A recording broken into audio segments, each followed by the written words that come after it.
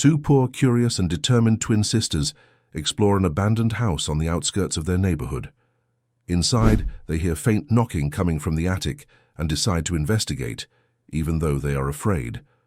When they force the lock, they discover a dehydrated man in shock, unaware that he is a reclusive millionaire. The girl's simple gesture triggers a revelation so profound that it changes the lives of all three forever. If this story interested you, don't forget to subscribe to our channel and tell us what city you're watching us from. We'll keep going. The black Bentley moved silently through the tree-lined streets of Millfield, Massachusetts, attracting curious glances from the few locals out on that crisp October morning. Behind the wheel, Ethan Reynolds gripped the steering wheel tighter as familiar landmarks appeared through the windshield. 25 years had passed since he'd last seen this place, yet everything seemed frozen in time. The white church steeple, the brick library, the sprawling oak trees that canopied Main Street. At 40, Ethan had achieved what most would consider the American dream. His tech security company had made him a silent fortune. He owned properties in Manhattan, San Francisco, and London. His name appeared occasionally in business magazines, though he declined most interview requests. To the outside world, Ethan Reynolds was the epitome of calculated success, methodical, reserved, and unfailingly precise.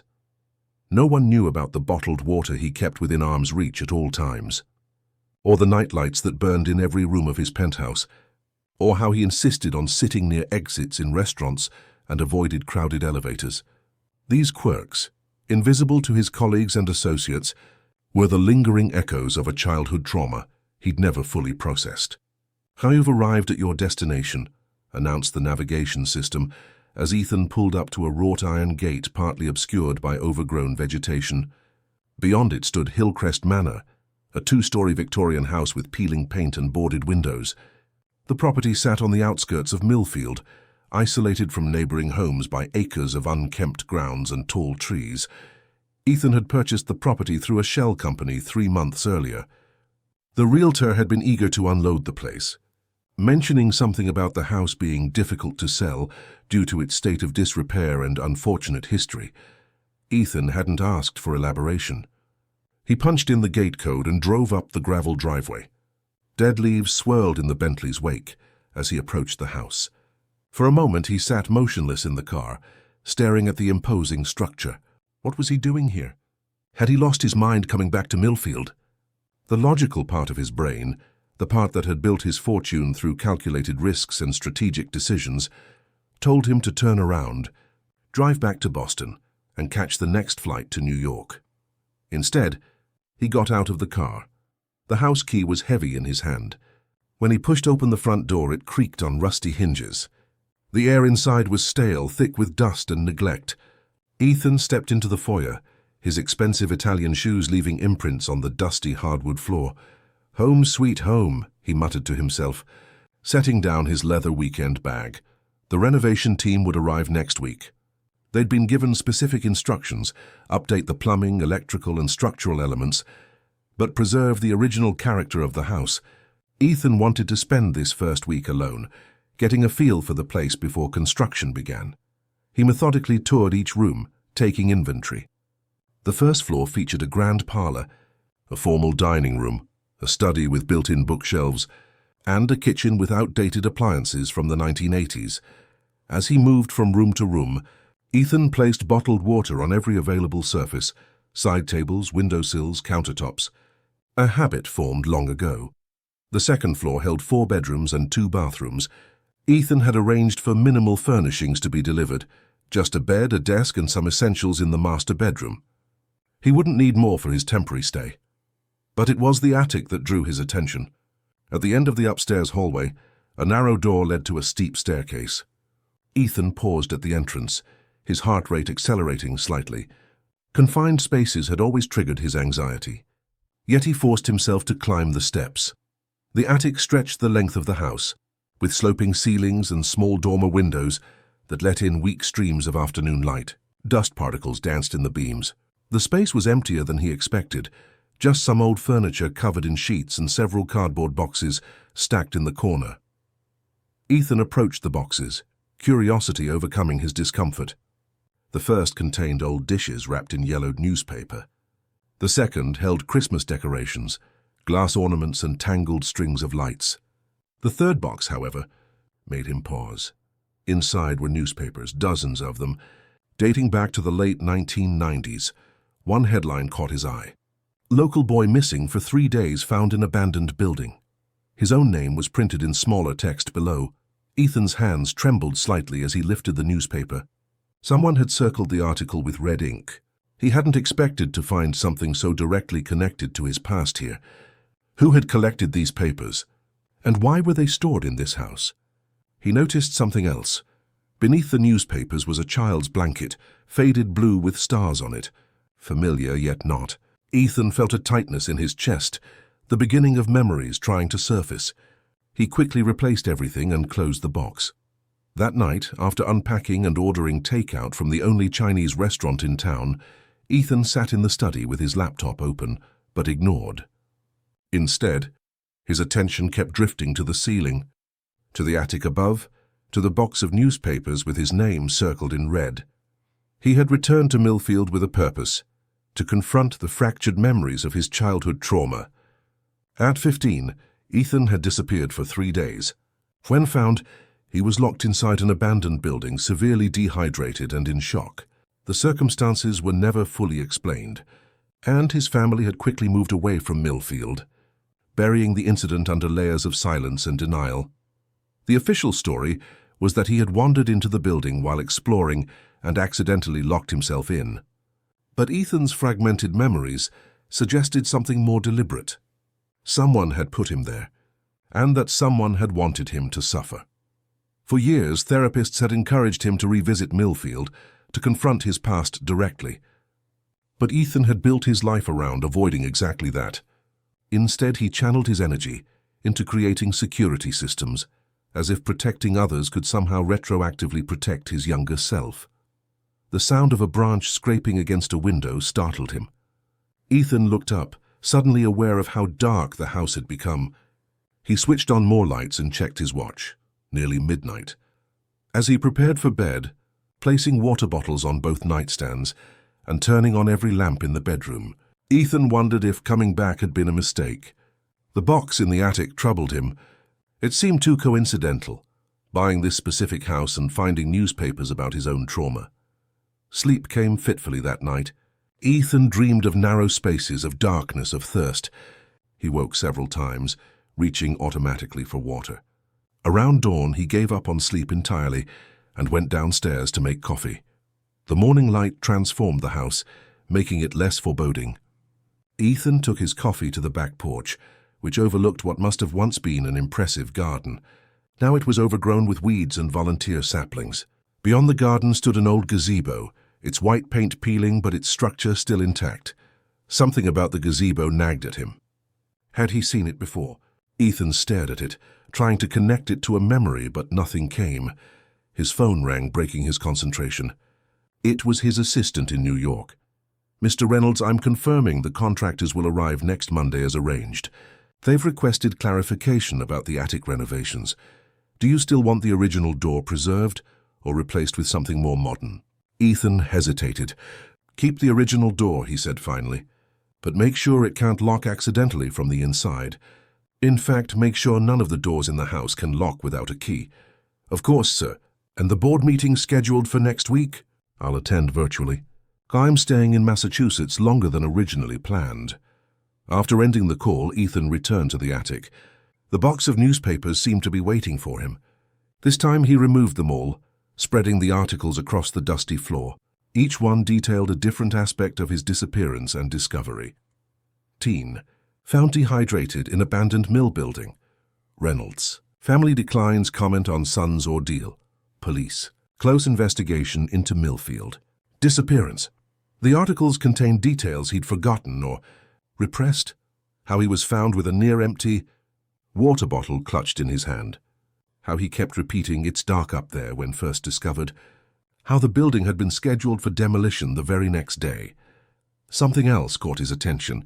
Several articles mentioned that the abandoned textile mill where he was found had been designed by architect Vernon Reynolds in the 1920s.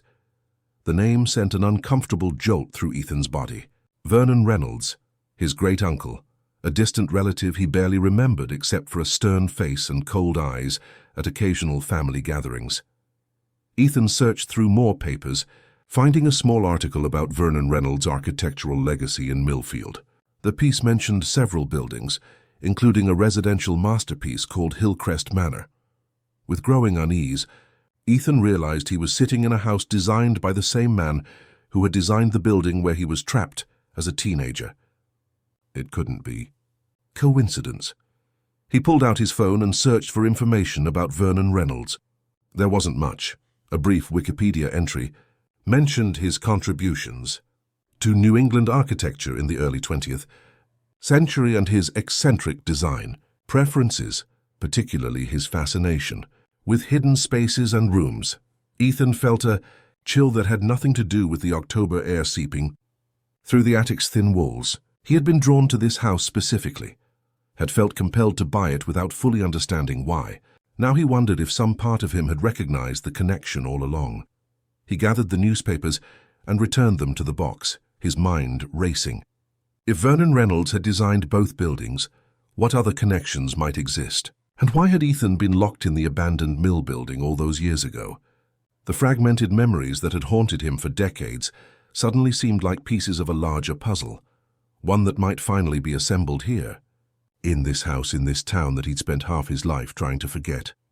As he descended the attic stairs, Ethan felt both dread and determination. He hadn't come back to Millfield simply to confront his past.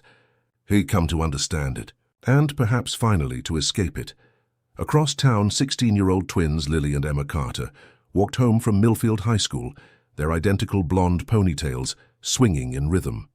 Despite being mirror images physically, the sisters possessed distinctly different personalities. Lily, older by 7 minutes, carried a camera around her neck and paused frequently to photograph architectural details of the historic houses they passed. Emma, the more practical of the two, consulted a map on her phone. "We've documented almost every historic building in the east part of town," Emma said, checking items off their digital list. "We still need to cover the outskirts for our project." Their AP history assignment required creating a visual archive of Millfield's architectural heritage. What had started as schoolwork had evolved into a passionate side project for the twins, who shared a fascination with the stories embedded in old buildings. "Did you hear about the old Hillcrest Manor place?" Lily asked, adjusting her camera strap. "Mrs. Peterson at the Historical Society said someone finally bought it, after sitting empty for like forever. Probably some developer who'll tear it down and build condos," Emma replied, tucking a strand of hair behind her ear. "We should try to photograph it before that happens." "Hillcrest is on my list for this weekend," Lily said. "It's supposed to have these amazing dormer windows and original Victorian detailing." The girls turned onto Cedar Street, where their modest 2-story house stood in a row of similar homes. Their Aunt Sarah's gardening skills were evident in the well-tended flower beds that lined the front walk, a splash of color against the house's pale blue siding. Sarah Carter had raised the twins since they were 8, when their parents had been involved in a serious accident that left them unable to care for their daughters. The girls rarely spoke about this part of their past, having adapted to their new normal under their aunt's loving but no-nonsense care. "We're home," Emma called out as they entered through the kitchen door. The scent of something baking greeted them. Their aunt emerged from the living room, reading glasses perched on her nose and a stack of bills in her hand. At 43, Sarah managed to run a successful catering business from home while raising her nieces. Her once auburn hair now showed strands of silver, and laugh lines framed her eyes. "There are oatmeal cookies cooling on the rack," she said. "How was school?" "Mrs. Abernathy loved our concept for the architecture project," Lily said, dropping her backpack on a kitchen chair. "We're thinking of going out to photograph Hillcrest Manor this weekend." Sarah's expression shifted subtly. "Hillcrest? That old place on the hill? I thought it was abandoned." "Someone bought it," Emma explained, already reaching for a cookie. "We want to document it before they renovate it and ruin all the original features." Sarah seemed to consider something before speaking. "That house has a history, girls. People around town have always been superstitious about it." "What kind of history?" Lily asked, immediately interested. She lived for these local legends and historical footnotes. Sarah shrugged. Just old stories. The architect who designed it was supposedly eccentric, built strange features into his buildings. Hidden rooms, unusual layouts. I think there was some scandal connected to him back in the day. That makes it even more interesting, Lily said, eyes lighting up. Maybe we can include some of those stories in our project. Just be careful if you go out there, Sarah cautioned. And call me when you arrive and when you leave. We will, the twins promised in unison. Later that evening, as the girls worked on homework in their shared bedroom, Lily researched Hillcrest Manor online. There wasn't much information available, just a few mentions in articles about local architecture and a blurry black and white photograph from the 1930s. Listen to this, she said to Emma, who was solving math problems at their desk. Hillcrest Manor was designed by Vernon Reynolds in 1927. Reynolds was known for incorporating secret passages and hidden rooms in his designs, supposedly inspired by his interest in mystery novels. Creepy, Emma commented without looking up from her calculus. There's more, Lily continued. Reynolds designed several buildings in Millfield, including the old textile mill that was demolished in the late 90s. She scrolled down further. Oh, weird. There's a mention here of a boy who went missing and was found in that mill building before they tore it down. This caught Emma's attention. What happened to him? Doesn't say much. Just that he was found locked in a room after being missing for 3 days. Lily clicked on another link. The boy's name was Ethan Reynolds, probably related to the architect. Do you think the new owner of Hillcrest knows about its history? Emma wondered. Probably not, Lily replied. Who buys a house because of some creepy architect ancestor? The twins fell silent, each absorbed in her own thoughts. Outside their window, darkness settled over Millfield, the streetlights casting pools of yellow on the quiet street. Saturday morning arrived with perfect fall weather, clear blue skies and just enough chill in the air to justify the matching scarves the twins wore as they set out on their bicycles. Their cameras and notebooks were packed in their backpacks, along with water bottles and granola bars. Text me when you get there, Sarah reminded them as they pedaled away, and be back for dinner at 6. The ride to Hillcrest Manor took 30 minutes, mostly uphill. By the time they reached the rusted iron gates, both girls were breathing hard. It's open, Emma noticed, pointing to the gap in the gate. Someone's been here recently. Maybe the new owner? Lily suggested, already lifting her camera to photograph the ornate ironwork. These gates are gorgeous. A look at the detail in these curls. They wheeled their bikes through the opening and followed the gravel driveway that wound through overgrown grounds. When the house came into view, both girls stopped to stare. Hillcrest Manor was larger than they had imagined, an imposing Victorian with a wraparound porch, multiple chimneys and the dormer windows Lily had mentioned. Despite its dilapidated condition, peeling paint, missing roof shingles and boarded-up windows, the house possessed undeniable grandeur. This is amazing, Lily breathed, snapping photos rapidly. Look at those gingerbread trims, and the stained glass in that transom window. Emma, always more cautious, noticed other details. There's a car parked around the side. Someone's definitely here.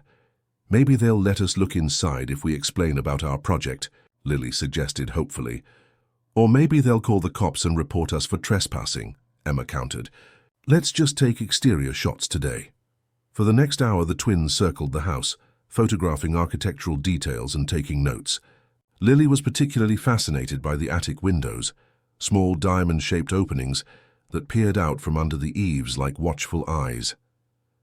I wonder what the attic looks like, she mused. Probably full of cool old stuff. As they moved around to the back of the house, they discovered an overgrown garden with the remains of stone pathways and a dilapidated gazebo. While Emma photographed the garden layout, Lily wandered toward a cellar entrance. The doors lay flat against the ground, one hanging partially open. Curiosity pulled Lily forward. She peered down into the darkness, her camera forgotten momentarily. "Hello?" she called softly, not really expecting an answer. To her surprise, she heard something, a faint tapping sound coming from somewhere inside the house. She listened more carefully. The sound was rhythmic, almost deliberate. "Emma," she called to her sister. "Come listen to this." Emma joined her reluctantly. "We shouldn't be snooping around someone's basement, Lily." "Just listen," Lily insisted. "Do you hear that tapping?" Emma fell silent, concentrating. After a moment, she nodded slowly. It sounds like someone knocking? It's coming from inside, Lily said, excitement building in her voice. What if someone's trapped in there?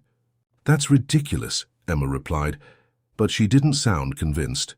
It's probably just a loose shutter banging in the wind. There is no wind today, Lily pointed out, and it's too regular to be random. Listen, it's like Morse code or something.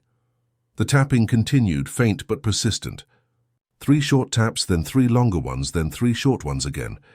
That's SOS, Emma whispered, her face paling. Someone signaling for help. The twins exchanged a look that communicated volumes without words, a silent conversation possible only between those who had shared a lifetime of experiences. We should check, Lily said finally. We should call someone, Emma countered. By the time they get here, it might be too late, Lily argued. What if someone's hurt? We can at least look. Emma hesitated, then nodded reluctantly. But we stick together. And at the first sign of anything weird, we leave and call 911. Carefully, they pulled the cellar door fully open. Stone steps descended into darkness. Lily switched on her phone's flashlight and led the way, with Emma close behind. The cellar was damp and musty, filled with old furniture and discarded items. Cobwebs clung to the low ceiling, and their footsteps echoed on the concrete floor. At the far end, a door stood open, revealing a staircase that presumably led up to the main floor. Hello? Lily called again, louder this time. Is anyone here? Do you need help? The tapping stopped abruptly. Maybe they heard us, Emma whispered. The girls climbed the stairs to the main floor, emerging into a large kitchen with outdated appliances. Empty water bottles were scattered across the countertops, dozens of them. Some full, some partially empty. Someone's definitely staying here, Emma observed, picking up one of the bottles. This is weird. They moved through the kitchen into a hallway. The house was silent now, the tapping replaced by the subtle creaking of an old building settling. Hello? Lily called again. We heard tapping. Is someone here? A faint sound came from above them. Not tapping this time, but a thud as if something heavy had fallen. Upstairs, Emma said, pointing to the grand staircase that rose from the center of the hallway. The twins climbed the stairs slowly, alert to every sound. The second floor contained several bedrooms, one of which showed signs of occupation, a suitcase on a chair, a laptop on a desk, more water bottles arranged on every surface. This is getting creepy, Emma muttered. Someone has a serious thing for bottled water. At the end of the hallway, they found a narrow door slightly ajar. Beyond it, another staircase led upward. The attic, Lily whispered. I think the sound came from up there. Emma grabbed her sister's arm. Maybe we should leave and call for help. But Lily was already climbing the stairs, drawn forward by curiosity and concern. Emma followed reluctantly. The attic was darker than the rest of the house, with only thin streams of light entering through small windows. Dust particles danced in the air. At first glance, the space appeared empty, except for some old furniture and boxes. Hello? Lily called, her voice sounding strange in the enclosed space. Is anyone here? A weak thumping came from the far corner of the attic, behind what appeared to be an old wardrobe. The twins approached cautiously. As they drew closer, they could make out a small door in the wall, almost invisible in the dim light. It appeared to be stuck or possibly locked from the outside. Is someone in there? Emma called, pressing her ear to the door. A muffled voice responded, too faint to make out words, but definitely human. We'll get you out, Lily promised, examining the door. A simple latch held it closed, but it seemed to be stuck. She tugged at it with no success. There's an old iron bar over there, Emma said, pointing to a pile of discarded tools in the corner. Maybe we can use it as a lever. Lily retrieved the bar, and together they worked it into the space beside the latch. With a coordinated effort, they pushed, using the bar as a lever. The latch resisted, then suddenly gave way with a crack of splintering wood. The small door swung open, releasing a waft of stale air. Inside the cramped space was a man, disheveled, pale, with several days' growth of beard on his face. His expensive clothes were wrinkled and stained with sweat. Despite his condition, there was something distinguished about his features, something that suggested he didn't belong in this predicament. He blinked at the sudden light, raising a hand to shield his eyes. When he spoke, his voice was hoarse from thirst and disuse. Thank you, he said simply. I thought no one would come. Ethan Reynolds emerged from the small attic room shakily, gratitude and disbelief mingling on his face. The two teenage girls watching him with wide eyes couldn't be more than 16, yet they had managed to free him when no one else had even known he was trapped. "How long were you in there?" asked the girl holding the iron bar, her expression a mixture of concern and fascination. Ethan ran a hand through his disheveled hair, trying to regain his composure. 3 days, I think. Maybe 4. The door jammed when I was exploring the attic. I couldn't get it open from the inside. His voice sounded strange to his own ears, raspy from disuse and dehydration. "We should call an ambulance," the other girl said, already reaching for her phone. "No ambulance," Ethan said quickly. "No hospitals. I just need water." He gestured weakly toward the stairs. "There's plenty downstairs." The girls exchanged a skeptical glance that reminded Ethan of his executive team when they thought he was making a questionable decision. It was strange to see that look on such young faces. "At least let us call our aunt," the first girl suggested. "She can help." Ethan nodded, too exhausted to argue. As they helped him down the attic stairs, his legs nearly buckling beneath him, he realized how fortunate he was that these girls had found him. Another day in that stifling space, with its echoes of his childhood trauma, might have broken something inside him that could never be repaired.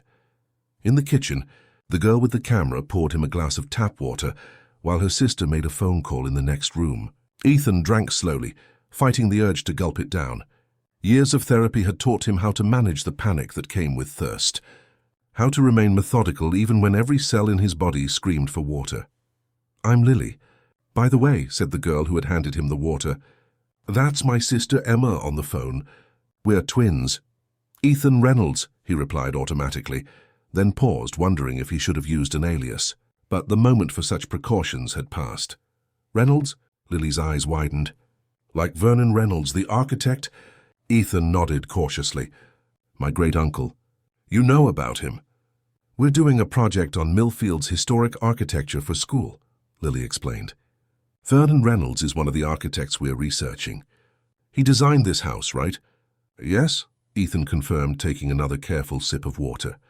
"Among other buildings in town, including the old textile mill that was torn down in the 90s, Lily added, watching him closely. "Were you the boy who was found there?" "The articles we read mentioned an Ethan Reynolds." Ethan felt a chill despite the kitchen's warmth. These girls had somehow connected dots that he himself was still trying to understand. "Yes," he admitted quietly. "That was me." Emma returned to the kitchen, slipping her phone into her pocket. "Aunt Sarah's on her way. She's bringing some food and first aid supplies. She wanted to call an ambulance, but I told her you refused." "Thank you," Ethan said sincerely. "I appreciate the help, but I'd prefer to keep this situation private." "Why were you in that room anyway?" Lily asked, her curiosity evidently overriding her sense of propriety. "I was examining the attic. I recently purchased this house and wanted to explore it thoroughly before renovations begin next week." Ethan shook his head. "Ironic, isn't it? I specifically instructed the contractors to ensure no doors could lock accidentally, yet I managed to get myself trapped before they even arrived." "But why did you buy this house?" Emma pressed, her expression more cautious than her sister's. "Especially if you were trapped in another building designed by Vernon Reynolds when you were younger." The question hung in the air, uncomfortably perceptive. Ethan considered deflecting, but something about these girls, their intelligence, their boldness in entering an abandoned house to help a stranger, made him opt for honesty. "I've been trying to understand what happened to me as a teenager," he explained. "The memories are fragmented. I thought coming back to Millfield might help me piece things together." He gestured around the kitchen. "I didn't know about the connection between this house and the mill building until after I'd purchased it. Finding out was unsettling." The sound of tires on gravel interrupted their conversation. Emma moved to the window. "That's Aunt Sarah," she confirmed. Moments later, a woman in her early 40s entered the kitchen carrying grocery bags. She had auburn hair streaked with silver and shrewd eyes that immediately assessed the situation. Those eyes widened slightly when they landed on Ethan. "You're Ethan Reynolds," she said, recognition clear in her voice. Ethan tried to recall if he'd met this woman before, but came up blank. "Do we know each other?" Sarah set the bags on the counter and began unpacking them with efficient movements. "Not directly, no." I was a senior at Millfield High when you disappeared. Everyone in town knew about it. She paused, glancing at the twins. Girls, there's a first aid kit in the car. Could you get it, please? The twins exchanged a look that suggested they knew they were being dismissed but complied, leaving Ethan alone with their aunt. You came back, Sarah stated once the girls were out of earshot. After all this time. To confront the past, Ethan admitted, though I didn't expect history to repeat itself quite so literally. He gestured toward the ceiling, indicating the attic room. Sarah removed a container of homemade soup from one of the bags and began looking for a pot. The town never forgot, you know. There were rumors for years. What kind of rumors? That it wasn't an accident. That someone had deliberately locked you in that mill building. She found a pot in a cabinet and set it on the stove. Some people said it was part of some cruel family tradition. Others thought it was related to the strange design features Vernon Reynolds built into his buildings. Ethan felt his pulse quicken. Did anyone ever mention a name? Someone who might have been responsible? Sarah hesitated, keeping her back to him as she poured the soup into the pot. There was talk about a relative of yours who still lived in town at the time. Someone who'd worked with Vernon Reynolds. She turned to face him. But it was just gossip. Nothing was ever proven. This relative, Ethan pressed. What was his name?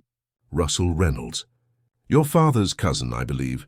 Sarah watched him carefully. He still lives here, you know. On the other side of town. Keeps to himself mostly. Russell Reynolds. The name struck a chord, bringing with it a vague memory of a tall figure with cold eyes and a voice that could cut like steel. Ethan had a fleeting image of large hands pushing him backward into darkness. Thank you for telling me this, he said quietly. Sarah nodded, turning back to the soup. The girls don't know any of this. They weren't born when it happened, and I've never mentioned it. She stirred the soup slowly. Millfield prefers to forget its uglier stories. The twins returned with the first aid kit, their cheeks flushed from the cold air outside. Aunt Sarah makes the best chicken soup in Massachusetts, Lily announced as she set the kit on the counter. It fixes everything. Almost everything, Sarah amended with a small smile. She ladled soup into a bowl and placed it in front of Ethan along with a slice of bread. Eat slowly. Your stomach needs to readjust. Ethan followed her advice, taking small spoonfuls of the soup, which was indeed excellent. As warmth spread through his body, he felt his mind clearing, the fog of dehydration and panic receding. So what happens now? Emma asked, sitting across from him at the kitchen table. Will you go to the police about being trapped? Ethan shook his head. There's nothing to report. It was an accident, a stuck door in an old house. No crime was committed. But what about the newspapers in the attic? Lily interjected. The ones about your disappearance as a teenager. Someone collected those and stored them here. Don't you think that's suspicious? Ethan nearly choked on his soup. How do you know about those? We may have looked around a bit before we heard the tapping, Lily admitted, ignoring her aunt's disapproving look. We found a box with old newspapers. Your name was circled in red ink. Sarah frowned. Girls, I've told you about respecting private property. It's okay, Ethan assured her, though his mind was racing. Oh, you're right, Lily. Those newspapers raise questions. Someone collected articles about my disappearance and stored them in a house designed by the same architect who designed the building where I was trapped. It can't be coincidence. And now you got trapped again in another small space, Emma observed. That seems like more than coincidence, too. The kitchen fell silent as they all considered the implications. Outside, the afternoon light was fading, casting long shadows across the overgrown garden visible through the window. You should stay with us tonight, Sarah said suddenly. You're in no condition to be alone, and this house— She gestured around the kitchen. It doesn't seem safe. Ethan's instinct was to refuse. He'd built his life around self-sufficiency, around not needing or accepting help from others, but the thought of spending another night in this house, with its hidden rooms and unsettling connections to his past, made his skin crawl. That's very kind, he said finally. If you're sure it's not an imposition. We have a guest room, Sarah replied simply, and I'd feel better knowing you weren't alone after what you've been through. An hour later, Ethan found himself in the back of Sarah's practical sedan, a duffel bag with essentials beside him. The twins sat in the front, debating the merits of including Hillcrest Manor in their architecture project.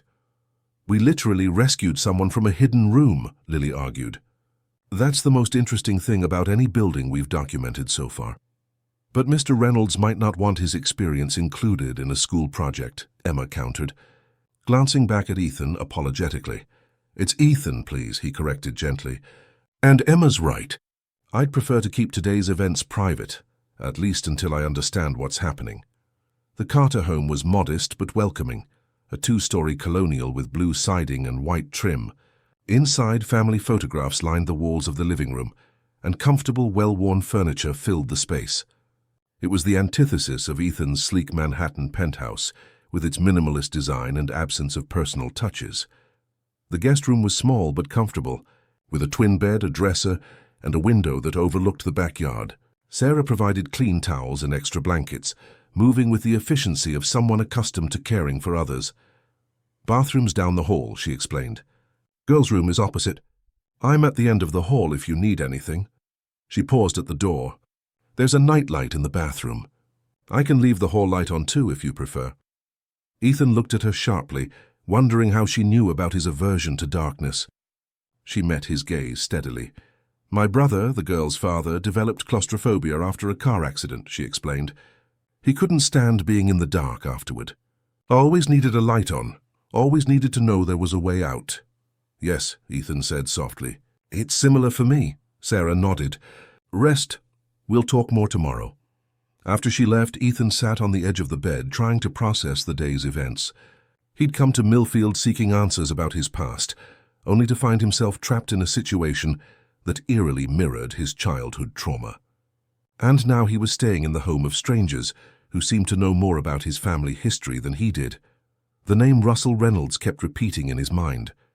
His father's cousin, a man who had worked with Vernon Reynolds, a potential link between the past and present. Ethan pulled out his phone and searched the name. There wasn't much. A mention in a local business directory listing Reynolds Architectural Preservation with an address on the north side of Millfield, and a few references in articles about historic restoration projects in Massachusetts. He set the phone aside and lay back on the bed, exhaustion finally overtaking him.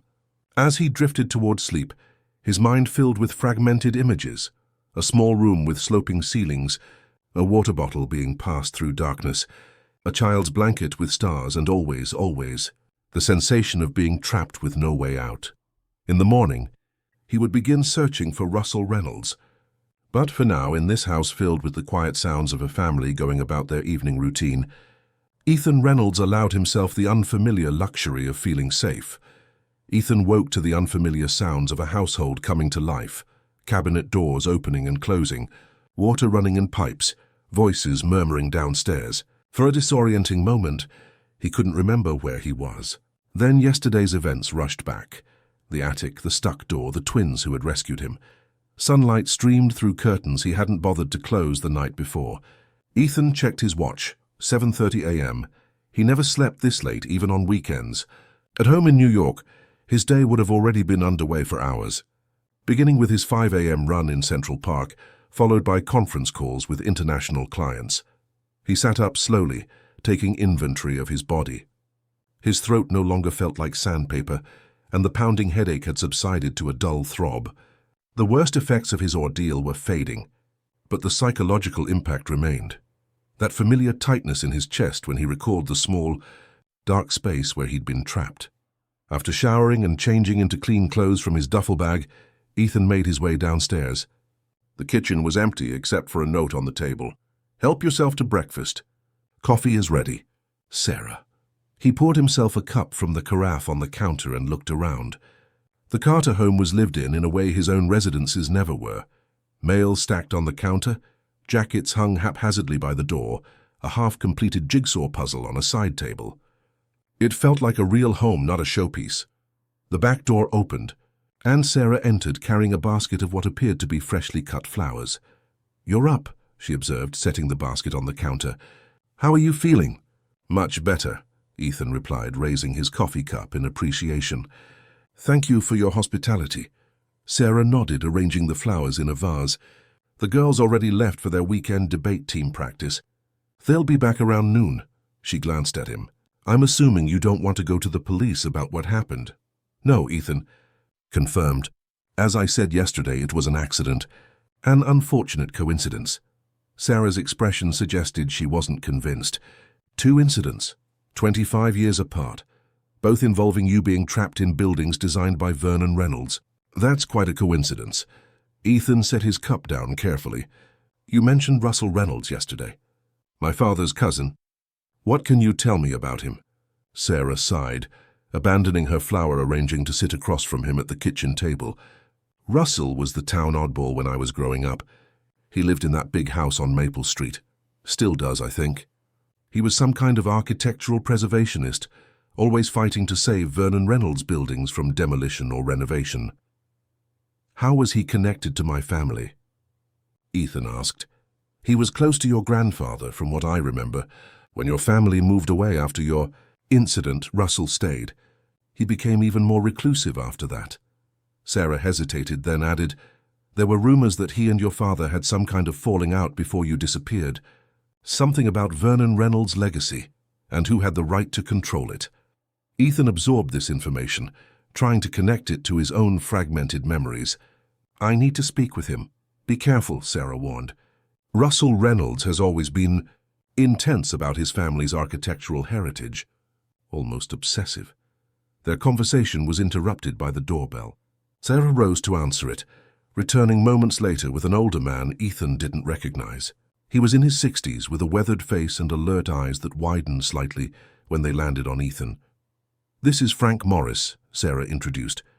Former detective with the Millfield Police Department. Frank, this is Ethan Reynolds. I know who he is, Frank said, his voice gruff but not unfriendly. Been a long time, son. Ethan stood, shaking the offered hand. Have we met before? I was assigned to your case back in '99, Frank explained. When you were found in the old mill building? I was just starting as a detective then. Frank's retired now, Sarah added, but he still consults occasionally on cold cases. Ethan felt a surge of interest. Here was someone who might have direct knowledge of his past. Do you remember the details of my case? He asked. Frank nodded. Some things you don't forget, even after all these years. I've kept tabs on you, actually. Read about your success in the tech world. Pretty impressive. Sarah called me this morning, Frank continued, accepting the coffee Sarah offered. Told me what happened at Hillcrest Manor. Said you might have questions about the past. Ethan glanced at Sarah, who shrugged.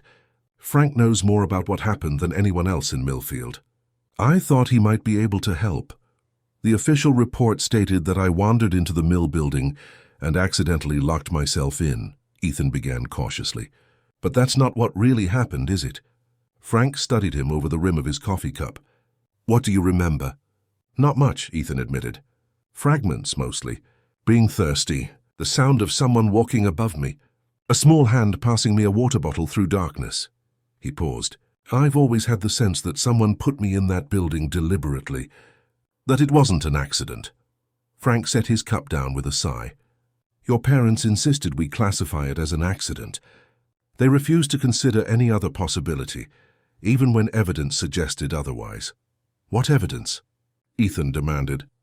The door to the room where you were found had been secured from the outside, Frank explained. Not just locked, blocked with a piece of lumber wedged against it. And you had bruising on your arms consistent with being forcibly restrained. He paused. There was also the matter of the water bottle. What about it? Ethan asked, leaning forward. You were severely dehydrated when we found you, yet there was a half-empty water bottle in the room. When we tested your blood, we found traces of a mild sedative, the kind that would make a teenager disoriented and compliant. Frank's eyes were steady on Ethan's face. Someone drugged you, took you to that building and locked you in, but your parents refused to pursue an investigation. They moved away less than a month later. Ethan felt as if the floor were tilting beneath him. His suspicions had been correct. It hadn't been an accident. It had been deliberate. But who and why? Russell Reynolds, he said, the name emerging from some deep recess of memory. Was he ever a suspect? Frank and Sarah exchanged a glance. He was, Frank confirmed. Russell had keys to most of Vernon's buildings. He was obsessed with preserving them, would regularly check on them. And there was the family connection. He hesitated. But we never had enough evidence to bring charges. Your parents were adamant about dropping the matter. There's something else you should know, Sarah interjected gently, something that wasn't in the official reports. Ethan looked at her questioningly. You weren't alone in that building, she said. When they found you, there were signs that someone else had been there with you. A child younger than you were. The water bottle, Ethan murmured, a memory surfacing. Someone passed it to me through a small opening between the walls. Frank nodded. Vernon Reynolds was known for building passageways between rooms, service corridors, hidden spaces. The mill building had several. We believe someone, a child, was using those passageways and found you. This person helped me survive, Ethan realized. Brought me water when I was dying of thirst. We never identified them, Frank said. By the time we thought to look, your parents had already shut down the investigation. But whoever it was might have saved your life. Ethan's mind was racing. The small hands in his fragmented memories belonged to a real person, someone who had helped him when he was trapped, possibly at great risk to themselves. I need to speak with Russell Reynolds, he said firmly. Frank frowned. That might not be wise. Russell is unstable, has been for years. He may have answers I need, Ethan insisted. About Vernon, about what happened to me, about this house I've purchased that seems connected to it all. Frank looked as if he wanted to argue, but finally nodded. I'll go with you. Russell knows me, might be more willing to talk if I'm there. But not today. He glanced at his watch. I have a commitment this afternoon. Tomorrow would be better. I'll come as well, Sarah offered. Russell used to frequent my catering business when I first started it. He always seemed to like me, or at least tolerate me. Ethan felt a surge of gratitude toward these virtual strangers who were willing to help him navigate his past. Thank you, he said simply. After Frank left, promising to return the next morning, Sarah busied herself with preparations for a catering job that evening. Ethan offered to help, finding an unexpected peace in the simple tasks of chopping vegetables and arranging appetizers on trays. You're good at that, Sarah observed, as he meticulously garnished a platter of smoked salmon. Most people aren't so precise. Ethan smiled slightly. I find repetitive tasks calming. They help me focus when my mind is racing. They worked in companionable silence for a while before Sarah spoke again. The girls are quite taken with you, you know, especially Lily. She's always been drawn to mysteries and puzzles. They're remarkable young women, Ethan said sincerely. Brave too. Not many teenagers would enter an abandoned house to help a stranger. They've had to be brave, Sarah said, her expression softening. Their parents, my brother and his wife, were in a serious car accident when the girls were 8. Thomas, my brother, suffered a traumatic brain injury. His wife, Catherine, was paralyzed from the waist down. They're in a specialized care facility in Boston now. She paused. The girls visit them monthly, but it's been hard. They've had to grow up quickly. You've done an amazing job with them, Ethan observed. Sarah smiled faintly. We manage. It hasn't always been easy financially, but we've made it work. She glanced at him. What about you, family? None to speak of, Ethan replied. My parents moved to Arizona after we left Millfield. I see them at Christmas, sometimes Thanksgiving. We're not close. He focused on arranging a sprig of dill. My father never approved of my career choices. He wanted me to join the family law firm. And instead you built a tech empire, Sarah remarked. I looked you up last night. Reynolds Security Systems. Very impressive, Ethan shrugged. I wanted to create something that made people feel safe. After what happened to me, security became important. The front door opened, followed by the sound of teenage voices and backpacks being dropped in the hallway. Moments later, Lily and Emma appeared in the kitchen doorway. Mr. Reynolds is still here. Lily exclaimed, clearly pleased, and he's helping with the Wilson wedding prep. It's Ethan, remember, he reminded her with a smile. And yes, your aunt has put me to work. Apparently I have a talent for garnish arrangement. Are you feeling better? Emma asked, her more reserved nature evident in her careful question. Much better, thank you. Your aunt has been very kind. Frank Morris came by, Sarah informed the twins as they raided the refrigerator for lunch ingredients. He's going to help Ethan talk to Russell Reynolds tomorrow. Lily's eyes widened. The creepy old guy who lives in that stone house on Maple? The one who yells at kids for walking on his lawn? That's him, Sarah confirmed. And he doesn't yell, Lily, he just expresses himself forcefully. He threatened to call the police when our debate team was selling cookies door to door last year, Emma recalled. Said we were disturbing the architectural harmony of the neighborhood. He's connected to what happened to me as a teenager, Ethan explained. I need to speak with him. Try to understand why I was locked in that mill building. The twins exchanged a look. We want to come too, Lily announced. Absolutely not, Sarah and Ethan responded simultaneously. But we're already involved, Lily protested.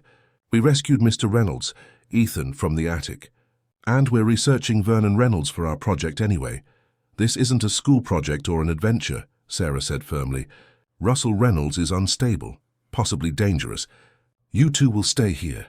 Lily looked ready to argue further, but Emma placed a hand on her sister's arm, silently counseling restraint.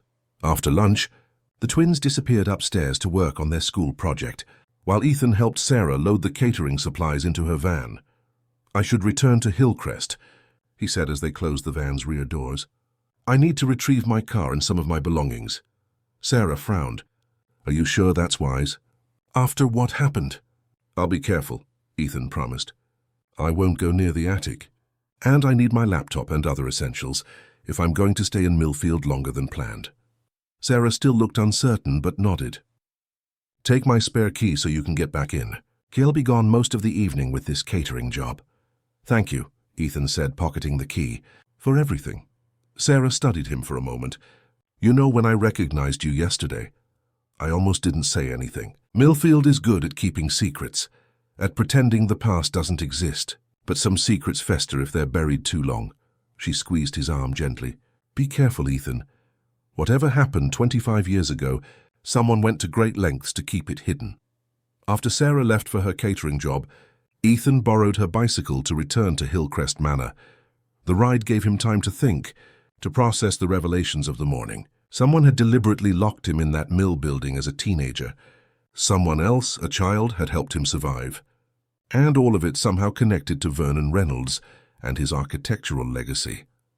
As Hillcrest Manor came into view, Ethan felt a chill that had nothing to do with the autumn air. Yesterday he had seen it as merely an old house in need of renovation. Now it felt like a piece in a larger puzzle, one that he was only beginning to understand.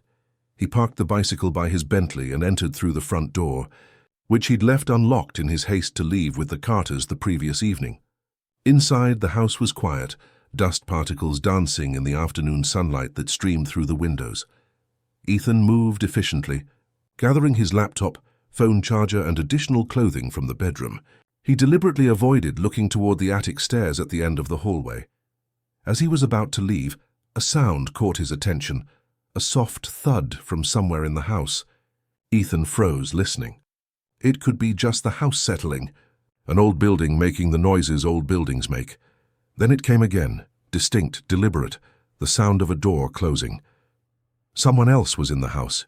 Ethan stood motionless in the upstairs hallway, his senses heightened.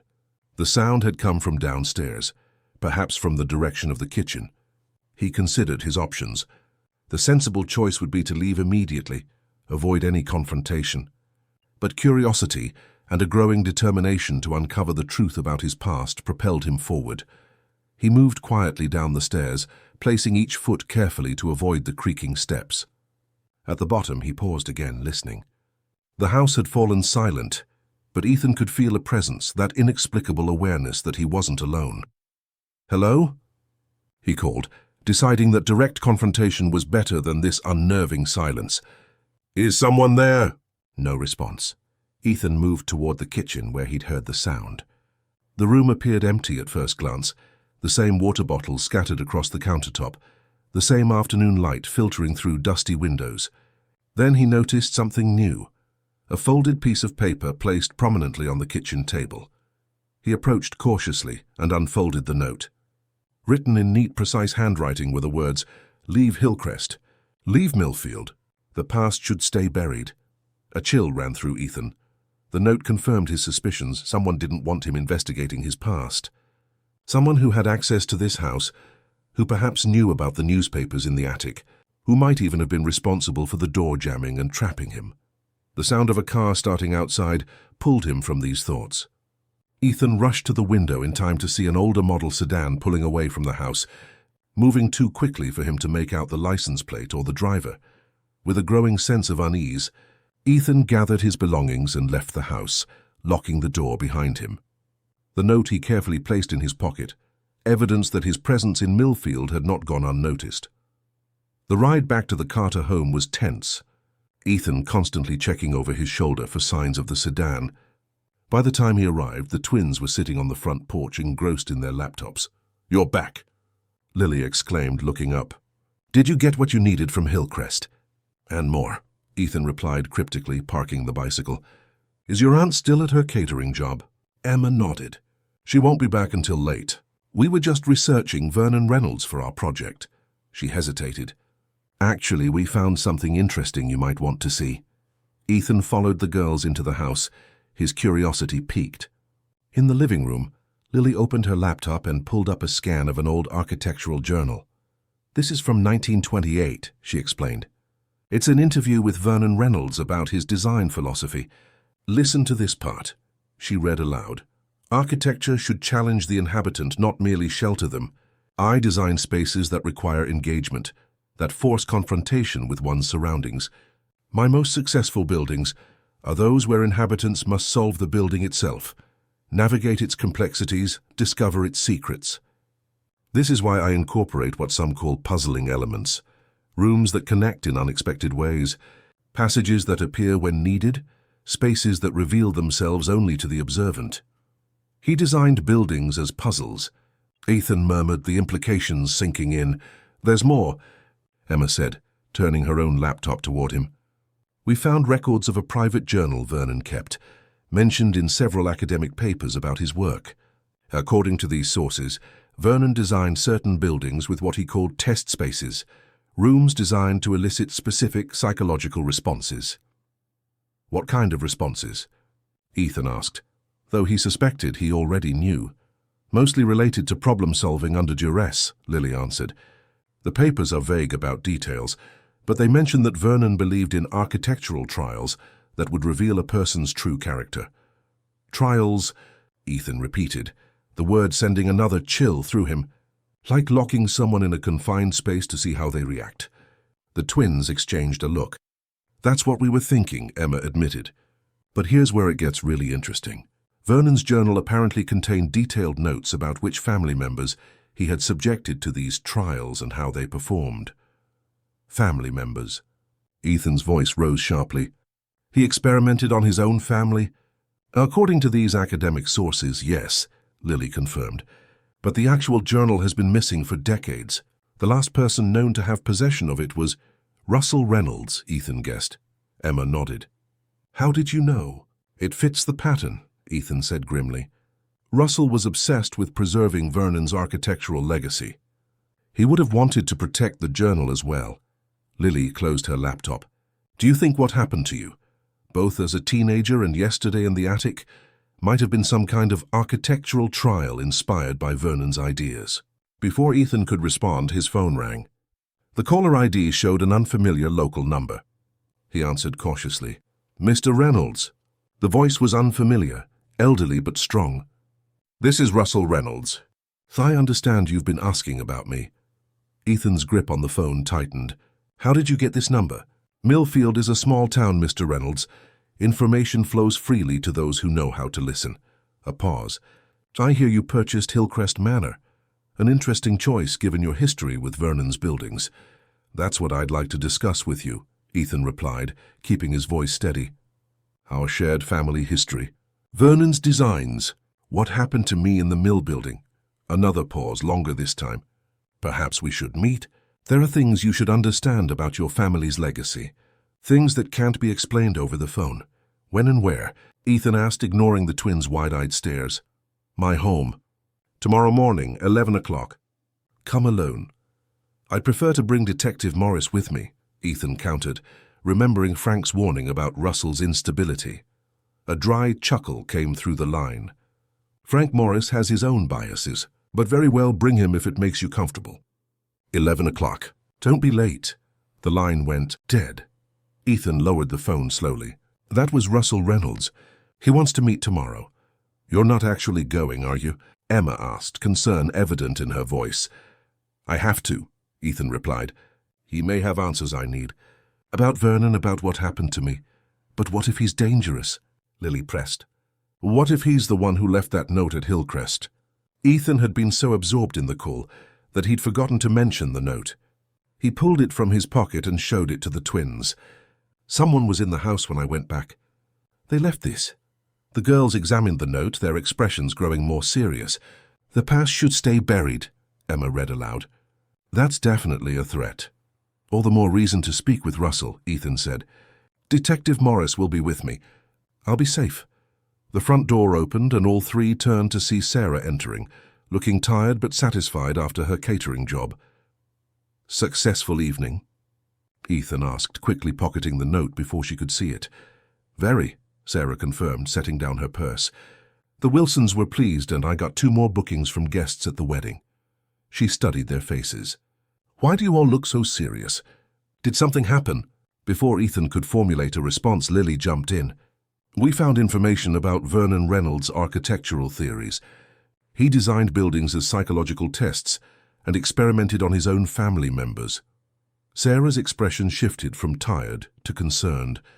That sounds disturbing, and unfortunately not surprising given what happened to Ethan. There's more, Emma added. Russell Reynolds called. He wants to meet with Ethan tomorrow. Sarah looked sharply at Ethan. And you agreed? Frank Morris will accompany me, Ethan assured her. I'll be careful. Sarah shook her head, a gesture of concern rather than disapproval. Russell Reynolds has always been eccentric, but in recent years, there have been rumors that he's become increasingly paranoid. People say he rarely leaves his house now, that he's convinced the town is conspiring to destroy Vernon's architectural legacy. All the more reason to approach him carefully, Ethan acknowledged. But I need to speak with him. He may be the only person who understands the connection between Vernon's designs and what happened to me. Sarah seemed about to argue further, but instead sighed. Just promise me you'll be cautious, and that you'll have Frank with you the entire time. I promise, Ethan said sincerely. After Sarah went upstairs to shower and change, the twins pulled Ethan back into their research, showing him old photographs of Vernon Reynolds' buildings and pointing out the architectural elements that appeared consistently across his designs. Narrow passageways, hidden rooms, unconventional layouts that forced inhabitants to navigate spaces in specific ways. It's like he was creating psychological mazes, Ethan observed, studying a floor plan of one of Vernon's commercial buildings. Places that disorient and challenge. Look at this, Emma said, pointing to a detail in the corner of the floor plan. This symbol appears in all his designs. It's like a signature. Ethan leaned closer. The symbol was simple but distinctive. A triangle with a circle inside it, bisected by a vertical line. Something about it triggered a memory, a fleeting image of the same symbol carved into wood. I've seen this before, he said slowly. In the mill building where I was trapped. It was carved into the door of the room.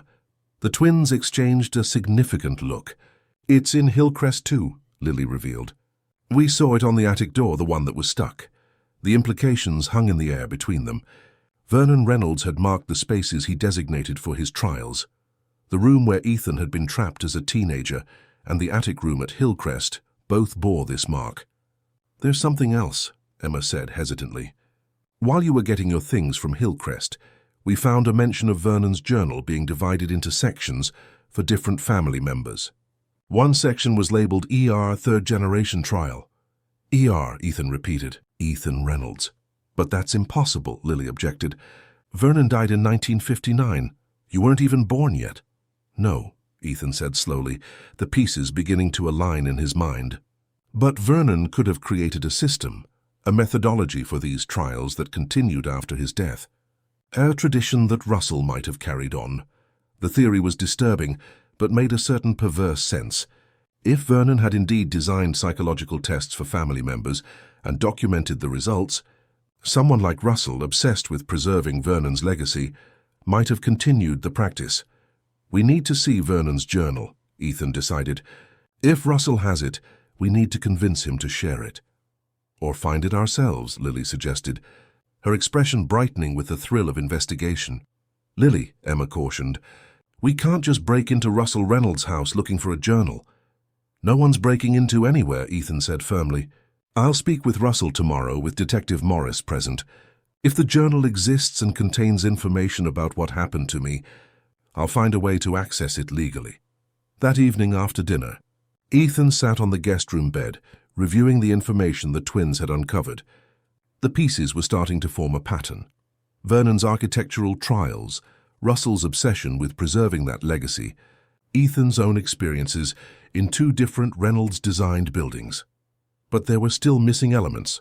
Who had helped him survive in the mill building by passing water through the wall? Why had his parents so adamantly refused to investigate what happened? And who had left the threatening note at Hillcrest? Ethan's phone chimed with a text message from Frank Morris. Confirmed for tomorrow, 10:30 a.m. We'll pick you up at the Carter house. Be prepared. Russell can be difficult. Another chime followed almost immediately. This one from his assistant in New York. Contractors confirmed for Monday at Hillcrest Manor. Architect requesting final approval on attic renovation plans. Please advise. The mundane business message seemed almost comical in contrast to the mysteries Ethan was unraveling. He quickly responded to his assistant, instructing her to delay the renovations by 2 weeks. He needed more time in Millfield, more time to understand what had happened to him and why. A soft knock at his door interrupted his thoughts. He opened it to find Sarah holding a cup of tea. "Thought you might want this," she said, offering the cup. "Helps with sleep."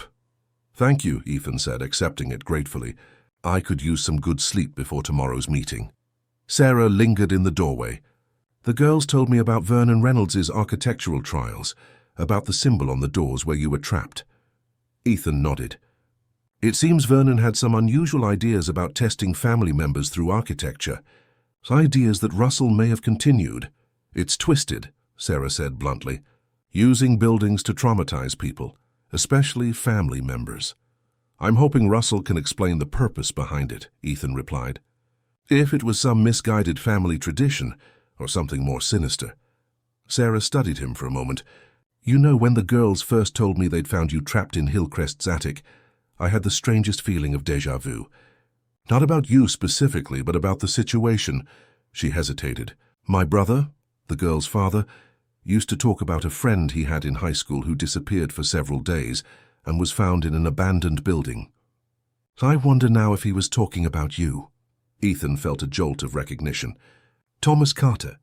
Was that your brother's name?" Sarah nodded. "Yes, he was a few years older than you, I believe." A memory surfaced. A tall, friendly teenager who had sometimes included Ethan in games, despite their age difference. "I remember him," Ethan said softly. "He was kind to me. One of the few older kids who was." "That sounds like Thomas," Sarah said with a sad smile. "Always looking out for the younger ones." She straightened, her expression becoming more businesslike. "Get some rest, Ethan. Tomorrow will be challenging, I expect." After Sarah left, Ethan sipped the tea, his mind turning over this new connection. Thomas Carter had been at Millfield High when Ethan disappeared. Could he have known something about what happened? Had he shared that knowledge with his daughters? The coincidences were piling up, becoming too numerous to dismiss. The Carter twins rescuing him from Hillcrest's attic seemed less like chance and more like some cosmic symmetry, a pattern repeating across time. As Ethan finally drifted towards sleep, one question persisted. Was history simply repeating itself, or was someone deliberately recreating the events of 25 years ago? And if so, to what end? Outside, a light rain began to fall, tapping gently against the window. In the darkness of the guest room, Ethan Reynolds dreamed of narrow spaces, hidden doorways and a triangle with a circle inside it, bisected by a line, the mark of Vernon Reynolds' architectural trials that had somehow, across decades, claimed him as their subject. Cedar Grove Assisted Living was a sprawling one-story building on the north side of Millfield, its brick exterior partially obscured by well-tended gardens and mature trees. Ethan arrived in a taxi, having called for one as soon as he left Russell's property. The 20-minute ride had felt interminable, his anxiety mounting with each passing minute. He tried Sarah's phone twice more during the journey, but both calls went to voicemail. Logic told him there was likely a benign explanation. Perhaps Cedar Grove had a policy against cell phones. Or maybe Sarah had simply turned hers off during their visit with Sullivan. Yet Russell's cryptic warning about Howard being unpredictable and committed to Vernon's legacy had triggered Ethan's protective instincts. The taxi had barely stopped when Ethan jumped out, hastily paying the driver before hurrying toward the main entrance. The lobby of Cedar Grove was bright and cheerful, with comfortable seating areas and large windows overlooking an interior courtyard. A receptionist looked up as Ethan approached, her practiced smile suggesting she was accustomed to anxious visitors. "May I help you?" she asked. "I'm looking for some visitors who came to see Howard Sullivan," Ethan explained, trying to keep his voice calm and professional. "A woman and 2 teenage girls, Sarah Carter and her nieces." The receptionist consulted her computer. "Yes, they signed in about an hour ago. Mr. Sullivan is in the East Wing, room 137. "Thank you," Ethan said, already moving toward the corridor she had indicated. "I'll just join them if that's all right." "Of course. Visitors are always welcome at Cedar Grove," she called after him. But Ethan was already halfway down the hall, following signs toward the East Wing.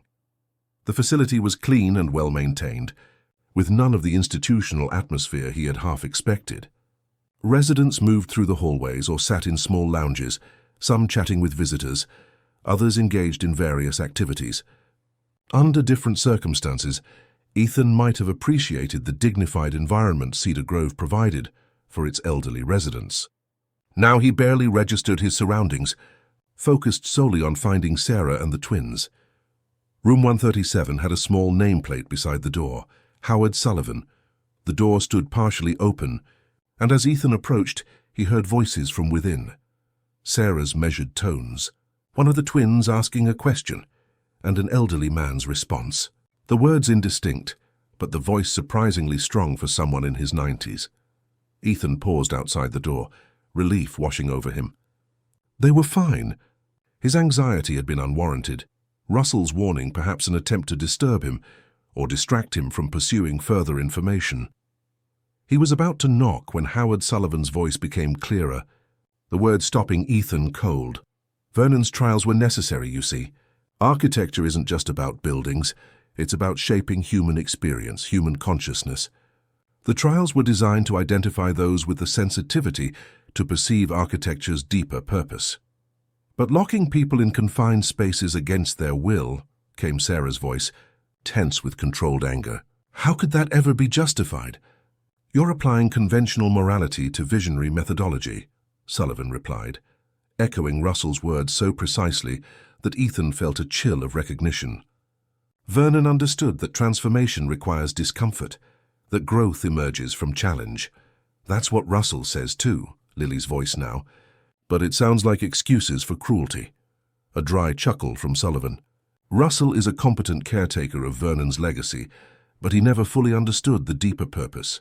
He maintains the form without comprehending the essence." "What deeper purpose?" Emma asked, her tone careful, probing.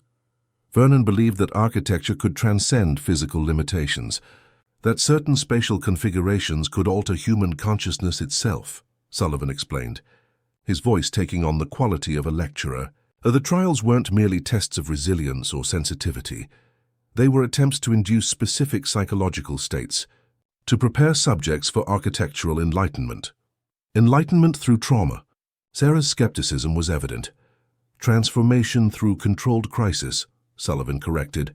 Vernon discovered that certain spatial experiences, under specific conditions of isolation and sensory limitation, could trigger what he called architectural awakening, a heightened state of spatial awareness that bordered on the extrasensory. Ethan felt as if the floor were tilting beneath him. This went beyond Russell's explanation of architectural sensitivity into something more disturbing, more cult-like in its implications. "And you helped design these trial spaces?" Lily asked. "I refined Vernon's concepts, yes," Sullivan acknowledged, pride evident in his voice. "Vernon had the vision, but I developed the practical applications, the precise dimensions that induced claustrophobic response without panic, the subtle geometric asymmetries that disorient without causing nausea, the lighting conditions that alter perception of time." "You designed psychological torture chambers," Sarah said flatly. "I designed transformational spaces," Sullivan countered. Each trial room was calibrated to the subject's psychological profile, their specific fears and resistances. "Your young friend Ethan, for instance, His trial space in the mill building was designed to address his particular psychological barriers, his resistance to embracing his architectural inheritance. Ethan had heard enough. He pushed the door open and stepped into the room. "And did my trial space work as designed, Mr. Sullivan?"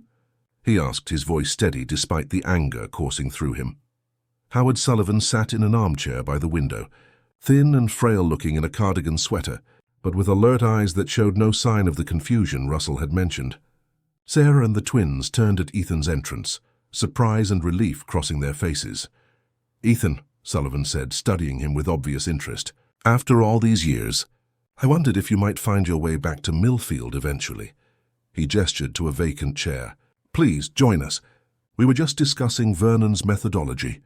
"I heard," Ethan replied, remaining standing. "For you were explaining how you designed spaces specifically to traumatize people for their own enlightenment." Sullivan sighed. "Your perspective is understandably colored by your experience. But consider the results. You emerged from your trial with enhanced spatial awareness, with architectural sensitivity that later translated into innovative security system designs. Vernon's methodology worked exactly as intended in your case. I succeeded despite what was done to me, not because of it," Ethan countered. "And nothing, no architectural awakening or enhanced sensitivity, could justify subjecting a 15-year-old to that kind of experience." "Yet here you are," Sullivan observed, a slight smile playing at his lips, "drawn back to Millfield, to Hillcrest Manor, another of Vernon's trial buildings, back to the source of your transformation. Doesn't that suggest that some part of you recognized the value of what occurred, sought to reconnect with that experience?" "I came back to understand what happened to me," Ethan said firmly. "To confront my trauma, not to celebrate it." "Understanding is the first step toward acceptance," Sullivan replied, unperturbed. "You may reject Vernon's methods now, but you cannot deny their effectiveness. Your company, Reynolds Security Systems, applies principles of architectural psychology that echo Vernon's insights. Spaces designed to influence behavior, to create specific emotional responses, to guide movement through subtle environmental cues." Sarah stood, placing herself between Sullivan and the twins in a protective gesture that did not go unnoticed by Ethan. "We should go," she said. "We've learned what we came to find out." Sullivan's gaze shifted to her, his expression softening. "Sarah Carter, you've grown into a remarkable woman. I remember you as a child, visiting Russell that summer. You were always curious, always exploring. Vernon would have seen potential in you, I think." "I'm grateful I was spared his attention," Sarah replied coldly. "Yet you intervened in young Ethan's trial," Sullivan noted. "Found him through the passages I designed, brought him water when the protocol specified isolation. That took courage and architectural sensitivity of your own. Navigating spaces few would even notice, understanding intuitively how the building was constructed. It took basic human decency," Sarah corrected, "something Vernon's methodology seems to have lacked entirely." Sullivan shrugged, unbothered by her criticism. Conventional morality is often at odds with visionary insight. Vernon understood this, accepted the disapproval of the uninitiated as the price of innovation. "Did you leave the note at Hillcrest?" Ethan asked abruptly. "The warning to leave Millfield, to let the past stay buried?" Sullivan's eyebrows rose in what appeared to be genuine surprise. "A note? No, I rarely leave Cedar Grove these days. My architectural explorations are primarily theoretical now." He studied Ethan with renewed interest. "Someone warned you away." "How intriguing! Perhaps Vernon's legacy has more active caretakers than I realized." "Russell mentioned you might be confused some days," Ethan said carefully, "having memory issues." A sharp laugh escaped Sullivan. "Russell finds it convenient to characterize me as declining mentally. It allows him to position himself as the primary authority on Vernon's work." He tapped his temple. "My mind remains quite intact, especially regarding Vernon's architectural theories. If anything, age has brought greater clarity, greater understanding of what Vernon was attempting to achieve." "And what was that exactly?" Ethan pressed, sensing that Sullivan might reveal more than Russell had been willing to. "Nothing less than the transformation of human consciousness through architectural experience," Sullivan replied, his eyes brightening with enthusiasm. Vernon believed that specific spatial configurations, experienced under controlled conditions, could alter neural pathways, creating new modes of perception and understanding. The trials were merely the first phase of a more ambitious program. What program? Lily asked, unable to contain her curiosity despite Sarah's protective stance. Sullivan smiled at her, seeming pleased by her interest. Vernon designed a sequence of architectural experiences, each building on the previous, culminating in what he called the ultimate space, a room designed to induce a permanent state of heightened architectural awareness, a kind of perpetual enlightenment. That sounds like brainwashing, Emma observed bluntly. A crude characterization, but not entirely inaccurate, Sullivan acknowledged. Vernon saw it as neural reprogramming through spatial experience, using architecture to reshape consciousness itself. Did he create this ultimate space? Ethan asked, disturbed by the implications yet needing to understand the full extent of Vernon's delusions. He designed it, Sullivan confirmed, but never built it. The plans exist only in his private papers, which Russell guards jealously. A shadow crossed his aged face. Vernon died before he could implement the final phase of his work. Her great loss to architectural innovation. A fortunate escape for potential victims, Sarah countered. Sullivan waved a dismissive hand. Victims, subjects, initiates, terminology changes nothing about the fundamental value of Vernon's insights. Architecture shapes human experience more profoundly than most realize. Vernon simply made that influence explicit, intentional. Did you know about the trap mechanism in Hillcrest's attic? Ethan asked. The one that nearly killed me a few days ago. Sullivan nodded. I designed it myself, based on Vernon's specifications. A self-activating door mechanism triggered by pressure on specific floor sections. He frowned slightly. Though it should have been deactivated decades ago, when the house was sold outside the family. Russell was supposed to ensure that all trial spaces were rendered safe when Reynolds' properties changed hands. Well, he didn't, Ethan said grimly. The mechanism was still very much functional when I stepped into that attic room. Interesting, Sullivan murmured, more to himself than to his visitors. Russell has always been meticulous about maintaining Vernon's buildings according to protocol. An oversight seems uncharacteristic. Unless it wasn't an oversight, Sarah suggested. Unless someone deliberately ensured the mechanism remained active, knowing Ethan had purchased the house. Sullivan's gaze sharpened. An intriguing theory. It would require specific knowledge of Vernon's systems, access to Hillcrest before Ethan's arrival, and a motive for wanting him to experience another trial. Russell has the knowledge and could have accessed the house before I moved in, Ethan pointed out. And he believes in Vernon's methodology, in the value of these trials. Russell maintains Vernon's legacy, yes, Sullivan agreed, but he follows protocols precisely. Reactivating a trial mechanism without documentation, without supervision, that would be a significant deviation from Vernon's methodology. Then who? Sarah pressed. Who else would have both the knowledge and the motivation? Sullivan's expression became thoughtful. Knowledge of Vernon's systems is limited to a small circle. Myself, Russell, perhaps a few others who studied Vernon's work closely. As for motivation, he looked directly at Ethan. Who benefits from your continued connection to Vernon's architectural legacy? Who might want to ensure you remain engaged with your Reynolds inheritance? A chilling possibility formed in Ethan's mind. My father, he said quietly. James Reynolds. Sullivan nodded slowly. James was always deeply invested in Vernon's work, in maintaining the family tradition. He personally oversaw your trial at the mill building, monitored your responses, documented your progress according to Vernon's criteria. But he's in Arizona, Sarah objected. He hasn't been back to Millfield in decades, according to Russell. Russell doesn't know everything, Sullivan replied. James visited me here at Cedar Grove 6 months ago. He was interested in Vernon's trial spaces, in which ones remained active in Millfield. The revelation hit Ethan like a physical blow. His father had been in Millfield recently, had specifically inquired about Vernon's trial spaces. The timing aligned perfectly with Ethan's decision to purchase property in town, suggesting James had somehow known about Ethan's plans to return. He asked about Hillcrest specifically, Sullivan continued, confirming Ethan's suspicions. Wanted to know if the attic mechanism was still functional, if the observation systems were still in place. Observation systems, Sarah echoed, alarmed. Vernon built monitoring capabilities into all his trial spaces, Sullivan explained. Hidden cameras, one-way viewing panels, audio recording systems. The trials were meant to be documented, after all. Ethan felt physically ill. Are you saying someone could have been watching me in that attic? Recording my experience? Sullivan nodded. If the observation systems were still active, yes. The control point for Hillcrest would be in the east wall of the basement, a hidden room accessible through what appears to be a storage closet. We need to go, Ethan said urgently, turning to Sarah and the twins. Now, Sullivan watched them with interest. You're going to check the observation room at Hillcrest, he surmised. A wise decision. If someone has been monitoring you, evidence might remain.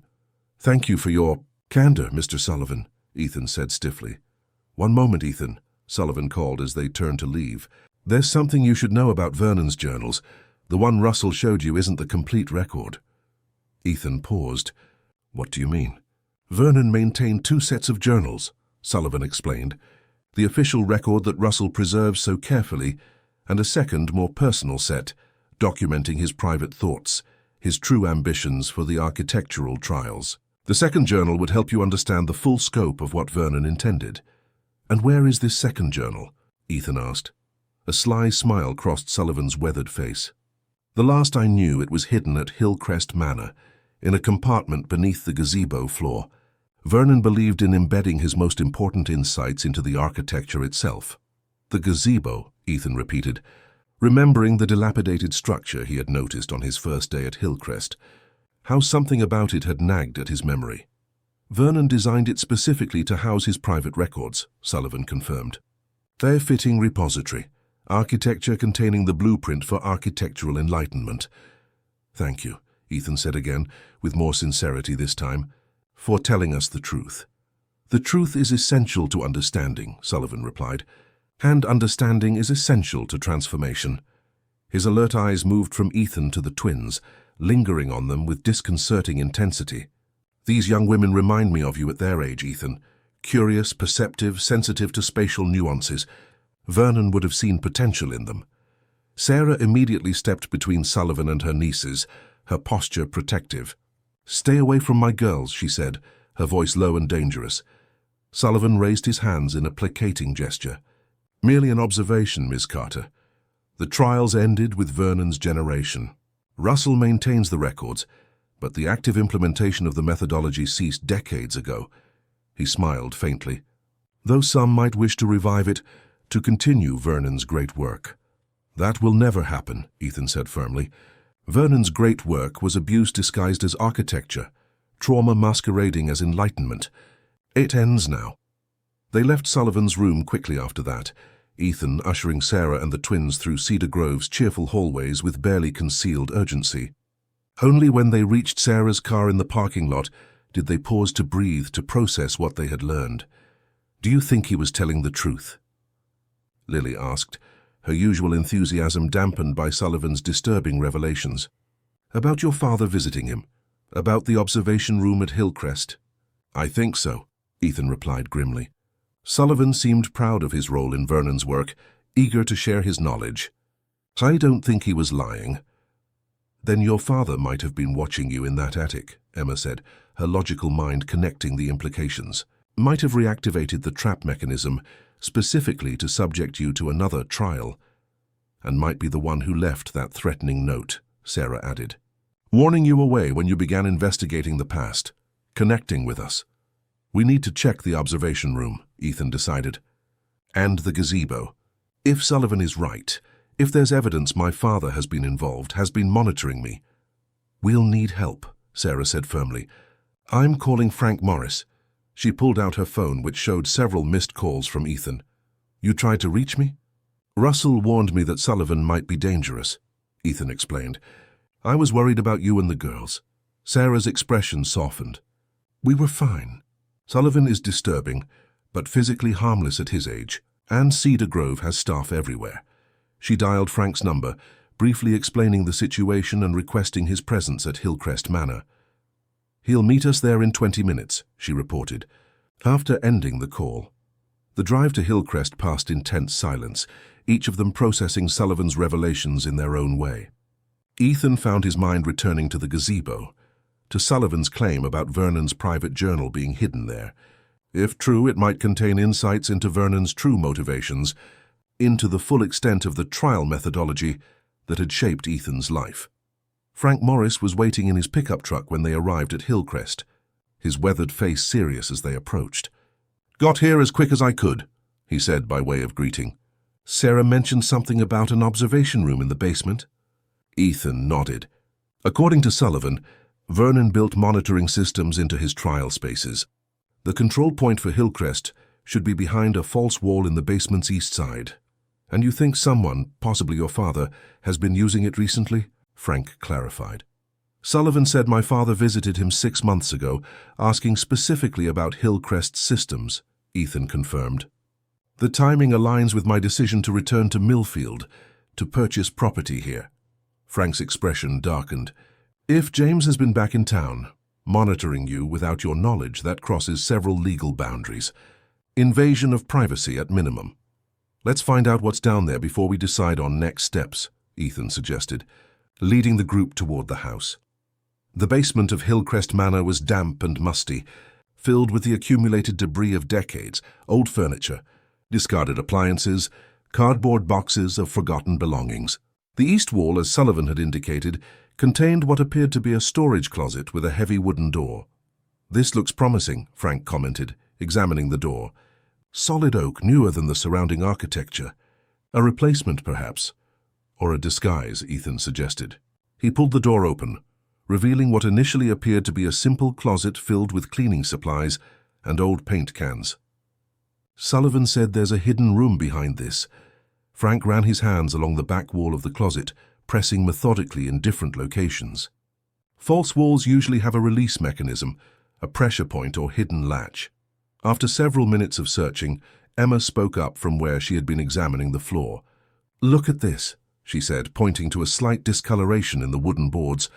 "This section of flooring is newer than the rest. And there's a small indentation here, see?" Frank knelt beside her, examining the spot she indicated. "Good eye, Emma. This could be our access point." He pressed firmly on the discolored board, which gave slightly under pressure. A soft click came from the back wall of the closet, and a section of the wall swung inward, revealing a dark space beyond. Ethan's heart raced as Frank illuminated the hidden room with his phone's flashlight. The space was small, perhaps 6 feet square, and contained a desk with monitoring equipment that looked decades old, analog recording devices, switchboards, and a bank of small black and white monitors. Most significant, however, was the evidence of recent use. A modern laptop computer sitting amid the vintage equipment, connected to the older systems through a series of adapters. "Someone has updated the monitoring capabilities," Frank observed, carefully entering the room. "Bridged the gap between Vernon's original systems and current technology." "Is it active?" Sarah asked, peering over his shoulder. Frank examined the equipment. "The power is on, and this recording unit appears to be functioning." He gestured to a digital video recorder connected to the laptop. This setup could capture footage from cameras throughout the house, storing it locally and potentially uploading it remotely. Ethan felt a profound violation, knowing that someone, likely his own father, had been secretly monitoring his movements in Hillcrest. "Can you tell if it's been accessed recently?" Frank checked the laptop, which was password protected but displayed a login timestamp on the lock screen. "Last login was 3 days ago, according to this, right around the time you were trapped in the attic." "So someone was watching," Lily said, her voice small with the realization. "Someone saw Ethan trapped up there and didn't help. Or someone caused him to be trapped and observed the results," Sarah added grimly. Frank continued examining the room, his former detective's instincts evident in his methodical approach. "There's something else here," he said, opening a drawer in the desk. He carefully removed a leather-bound notebook and several USB drives labeled with dates. "Documentation and digital recordings." The notebook contained handwritten entries in a precise, architectural hand that Ethan recognized from the journal Russell had shown him. Vernon's handwriting, continuing in this hidden room decades after his death. But the later entries were in a different hand, one that sent a chill through Ethan. He recognized his father's handwriting from years of terse birthday cards and formal notes. The most recent entry was dated just 4 days earlier. Subject has returned to Hillcrest as anticipated. Attic trial mechanism activated and confirmed functional. Observation systems updated and remote monitoring established. Phase 2 of third-generation integration protocol prepared for implementation. Vernon's vision continues. My father, Ethan said quietly, showing the entry to the others. He's been here in this house watching me, planning some Phase 2 of Vernon's protocols. This is evidence of criminal activity, Frank said firmly. Invasion of privacy, illegal surveillance, potentially false imprisonment, if he deliberately trapped you in that attic. He carefully placed the notebook in a plastic bag he retrieved from his pocket. We should contact the Millfield Police Department, file a formal report. Not yet, Ethan said, surprising the others. There's one more place we need to check first. Sullivan mentioned Vernon's private journal might be hidden in the gazebo out back. Frank looked skeptical, but nodded. Lead the way. The gazebo stood in the overgrown garden behind Hillcrest, its white paint peeling and several boards rotting from exposure to the elements. Yet its basic structure remained sound, a testament to Vernon's architectural skill. Ethan approached it cautiously, feeling as if he were completing a circle begun decades ago. Sullivan said there's a compartment beneath the floor, he explained, stepping carefully onto the gazebo's wooden planks. Something about Vernon embedding his insights into the architecture itself. The center of the gazebo floor featured a circular inlay, a decorative element that might have appeared purely aesthetic to casual observation. But Ethan, studying it with new understanding, recognized Vernon's symbol worked into the pattern, the triangle circle line that had marked his buildings, his trial spaces, and even Ethan himself on the family diagram. Here, he said, kneeling beside the inlay. This is Vernon's mark. Frank joined him, examining the wooden inlay. The centerpiece looks like it might rotate, he observed, tracing the circular element with his finger. Try turning it clockwise. Ethan did so, meeting resistance at first, then feeling the mechanism give way as decades of disuse yielded to persistent pressure. The circular piece turned 90 degrees, then clicked into place. A section of the gazebo floor, about 2 feet square, lifted slightly, revealing a hidden compartment beneath. Inside lay a leather-bound volume, similar to the one Russell had shown him, but smaller, more worn. Beside it was a sealed envelope with ER written on it in fading ink. ER, Sarah read over his shoulder. Ethan Reynolds. How could Vernon have left something for you decades before you were born? Not just for me, Ethan realized. For any Reynolds with those initials who found their way to this place. Vernon was planning for future generations, setting puzzles that only those with architectural sensitivity would solve. He carefully removed the journal and envelope from the compartment. The journal's cover bore no title, no symbol, just years of wear that had softened its leather binding. The envelope was sealed with wax impressed with Vernon's triangle circle line mark. Should we open these here? Sarah asked, glancing at the darkening sky. Evening was approaching, and with it a sense of unease about remaining at Hillcrest as night fell. No, Ethan decided. Let's take them back to your place. I want to examine them carefully, and I'd rather not do it here, where my father might return at any moment. They secured the gazebo compartment and returned to Sarah's car, the journal and envelope carefully stowed in Ethan's bag. Frank followed them back to the Carter house in his pickup truck, the notebook from the observation room safely in his possession. At Sarah's kitchen table, with mugs of hot tea to ward off the evening chill, Ethan finally opened Vernon's private journal. The first entry was dated 1937, the handwriting more personal, less formal than in the official journal Russell maintained. Architecture must be more than shelter, more than aesthetic pleasure. It must transform consciousness itself. My buildings will be instruments of awakening, tools to access heightened states of perception. The trials are not mere tests but initiations, passages from ordinary awareness to architectural enlightenment. My family will be the first to experience this transformation, to transcend the limitations of conventional spatial perception. Ethan read selected passages aloud, the group falling silent as Vernon's true ambitions became clear. The architect had not merely been testing family members for some inherited sensitivity, He had been attempting to fundamentally alter human consciousness through controlled architectural experiences. The trials were designed as progressive initiations into what Vernon called spatial enlightenment, each more intensive than the last. He was creating a cult, Frank said bluntly after Ethan had read several entries, using architecture as his medium, his own family as his subjects. And my father has continued his work, Ethan added grimly, turning to the last written page of the journal. There, in his father's handwriting, was an entry dated just 2 months earlier. Preparations complete for E's return to Millfield. Hillcrest acquired through third-party channels as planned. Observation systems updated. Trial spaces reactivated. Vernon's ultimate space designs reviewed and construction specifications finalized. The third-generation protocol will reach its culmination at last. Ultimate space, Sarah repeated. Sullivan mentioned that Vernon's final design meant to permanently alter consciousness. And my father has the plans, Ethan realized, has been preparing to implement them. With hands that trembled slightly, he opened the sealed envelope addressed to ER. Inside was a single sheet of paper, yellowed with age, containing a message written in Vernon's precise hand. To the Reynolds who finds this message, your presence here confirms what I have long theorized, that architectural sensitivity transcends conventional lineage, that certain spaces call to those prepared to experience them. You have passed through trials designed to awaken your inherited potential, to prepare you for the ultimate space.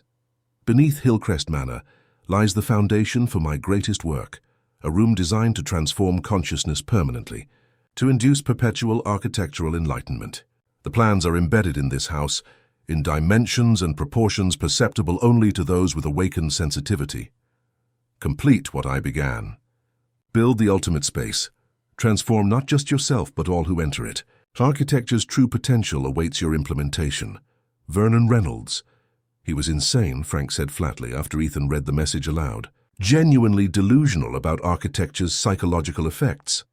But my father believes in this delusion, Ethan pointed out.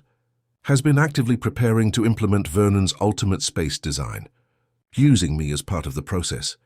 The question is, what do we do now? Sarah asked, glancing protectively toward the twins who had been uncharacteristically quiet during the revelations. I know what I'm going to do, Ethan said firmly. I'm going to ensure that Vernon's legacy ends, permanently. No more trials, no more traumatized children in the name of architectural enlightenment. He looked at Frank. Can you use what we found in the observation room to file charges against my father? Frank nodded slowly. Illegal surveillance, invasion of privacy, potentially false imprisonment, if we can prove he deliberately trapped you in that attic. It might be enough for an arrest warrant. And Hillcrest itself? Sarah asked. I'll have the trial mechanisms disabled, the observation systems removed, Ethan decided. Then he hesitated, an idea forming. Then I'm going to transform it into something that actually helps people, that heals rather than traumatizes. Lily looked up, her natural enthusiasm returning. Like what? A community center, Ethan suggested, the concept taking shape as he spoke. A place for art, education, support services, a building that brings people together instead of isolating them. That's, Sarah began, then paused, her expression softening. That's a wonderful idea, Ethan, truly transformative. The twins could help design the programs, Ethan continued, warming to the concept. Their architecture project could evolve into something practical, something that benefits Millfield. Emma and Lily exchanged excited glances. We could have a library, Emma suggested, and art studios, and a garden in the back where the gazebo is, Lily added, with a reading circle and places for outdoor activities. Ethan felt something shift inside him, a weight lifting. A sense of possibility replacing the anger and confusion that had driven him since his return to Millfield. Vernon had sought to transform consciousness through isolation and trauma. Ethan would transform his legacy into something healing, something that connected rather than separated. It won't be easy, Frank cautioned. Your father won't simply abandon Vernon's work, especially not if he's been planning this for months or years. I know, Ethan acknowledged. But he's just one man, driven by a delusion. We're a community, driven by something stronger. Sarah reached across the table, covering his hand with hers. Whatever comes next, you're not facing it alone. Not this time. Ethan looked around the table at these people who had become, in just a few short days, more like family than his own blood relations had ever been. Sarah, who had saved him twice, once as a child passing water through a wall, and again by opening her home to him when he needed sanctuary. The twins, whose courage and curiosity had freed him from the attic and helped uncover the truth about Vernon's legacy. Frank, whose commitment to justice had persisted across decades. "Thank you," he said simply, "all of you." Outside, darkness had fallen over Millfield, but for the first time since his return, Ethan felt no accompanying anxiety. No need to surround himself with light and water to ward off the memories of confinement. Vernon had designed his trial spaces to isolate, to create dependency and fear. But the ultimate result, one the architect could never have predicted, was this moment of connection, of shared purpose. In the weeks that followed, Ethan's vision for Hillcrest Manor began to take shape. The police, armed with the evidence from the observation room, issued an arrest warrant for James Reynolds, though he had already fled Arizona by the time they arrived. Russell, confronted with evidence of his complicity in maintaining Vernon's trial spaces, retreated into stubborn silence, refusing further contact with Ethan or the authorities. Contractors stripped Hillcrest of its monitoring systems and trial mechanisms, replacing hidden cameras with warm lighting, trapdoors with secure passages. The attic room where Ethan had been confined was transformed into a bright art studio, with large skylights that eliminated any sense of enclosure. The basement observation room became a computer lab for community use. On a crisp autumn morning, 3 months after his arrival in Millfield, Ethan stood on the front steps of the renovated Hillcrest Community Center, preparing to cut the ribbon for its official opening. Beside him stood Sarah, their relationship having deepened from friendship to something more intimate as they worked together on the center's development. The twins, now the center's youngest board members, waited eagerly to guide the first visitors through the transformed space. Frank Morris stood in the front row of the gathered crowd, alongside Martha Wilson, the social worker who had helped design the center's support programs, and George Miller, the local grocer who had donated generously to stock the center's kitchen for cooking classes. Hillcrest was designed by Vernon Reynolds to isolate, to control, to subject people to what he called architectural trials. Ethan began, addressing the assembled community members. "Today we reclaim this space for connection, for growth, for healing." He glanced at Sarah, who nodded encouragingly, her hand finding his in a gesture that had become natural over the past months. "Architecture shapes our experiences, our perceptions, our relationships," Ethan continued. "Vernon understood this power but used it to cause harm. Today we use it to create something better, a space where everyone belongs, where no one is trapped or isolated, where architecture serves human needs rather than controlling them." With a final glance at the transformed facade of Hillcrest Manor, its fresh paint and welcoming entrance replacing the forbidding exterior he had first encountered, Ethan cut the ribbon. The crowd applauded as the doors opened, revealing the bright open interior where walls had been removed, windows enlarged, light welcomed in from every angle. "Ready?" Sarah asked quietly as the visitors began to file inside. Ethan nodded, feeling a sense of peace he had never expected to find in Millfield. "Ready." Together they entered the building, not as prisoners of Vernon's architectural vision, but as architects of something new, a legacy of connection that would endure long after the memories of trials and trauma had faded into history. In the main hall, a mural painted by local artists depicted a gazebo surrounded by flowers, with children reading and playing beneath its open structure. And in the center of the gazebo floor, almost unnoticeable unless one knew to look for it, was a small geometric pattern, not Vernon's triangle circle line, but a new symbol Ethan had designed, a circle broken open, with lines radiating outward like light. Architecture transformed not to control but to liberate, not the end of a story but the beginning of one.